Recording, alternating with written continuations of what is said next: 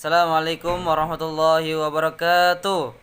Bismillahirrahmanirrahim. Rabbi shrah li sadri wa yassir li amri wahlul 'uqdatam min lisani yafqahu qawli bi rahmatika ya arhamar rahimin. Alhamdulillahi rabbil alamin wassalatu wassalamu ala asrofil anbiya'i wal mursalin sayyidina wa maulana Muhammadin wa ala alihi wa sahbihi ajma'in, amma ba'. Di sini kami dari kelompok 7 akan memaparkan dari materi kami, yaitu tentang teori-teori kebenaran dari mata kuliah filsafat ilmu.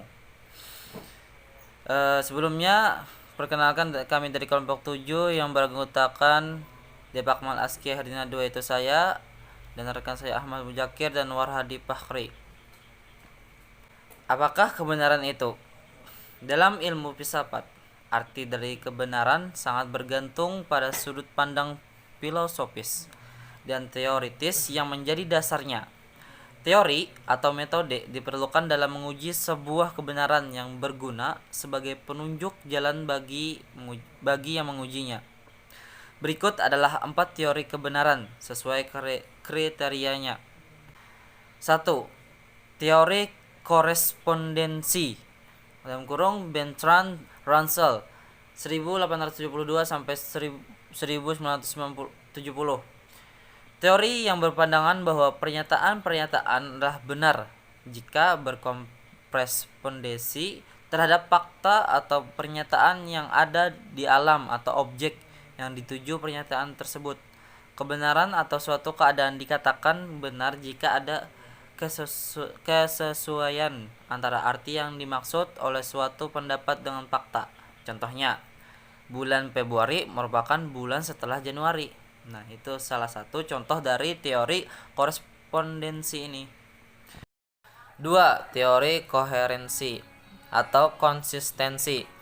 Teori ini berpendapat bahwa kebenaran ialah kesesuaian antara suatu pernyataan dengan pernyataan-pernyataan lainnya yang sudah lebih dahulu diketahui, diterima, dan diakui sebagai benar. Contohnya, manusia memerlukan oksigen untuk bernapas. Kita adalah manusia, maka kita memerlukan oksigen untuk bernapas. Nah, itu salah satu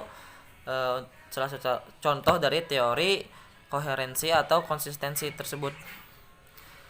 Oke, untuk selanjutnya akan dilanjuti oleh rekan saya Ahmad Muzakir. Baiklah, saya akan melanjutkan paparan materi dari Dep Akmal. 3. Teori pragmatis. Charles Peirce 1839 sampai 1914. Teori ini berpendapat bahwa benar tidaknya suatu dalil atau pernyataan atau teori bergantung kepada berfaedah tidaknya dalil atau teori tersebut bagi manusia untuk kehidupannya. Kebenaran suatu pernyataan harus bersifat fungsional dalam kehidupan praktis. Contoh teori ini adalah menjadi pegawai negeri sipil adalah impian dan target banyak orang, karena pekerjaan ini memiliki beberapa hal yang menjamin, seperti gaji bulanan yang cukup memadai, tunjangan, asuransi jiwa, bahkan uang pensiun. 4. Teori konsensus. Teori kebenaran konsensus adalah teori yang menyatakan bahwa kebenaran berasal dari kesepakatan bersama dengan memenuhi syarat berikut: A. Keterpahaman, B. Diskursus, C. Ketulusan atau kejujuran, D. Otoritas. Contohnya ialah penentuan hilal untuk tahun baru Hijriyah. Kesimpulan, maka dari penjelasan di atas kita tahu dalam ilmu filsafat arti dari kebenaran sangat bergantung pada sudut pandang filosofis dan teoritis yang menjadi dasarnya. Teori atau metode diperlukan dalam menguji sebuah kebenaran yang berguna sebagai penunjuk jalan bagi yang mengujinya.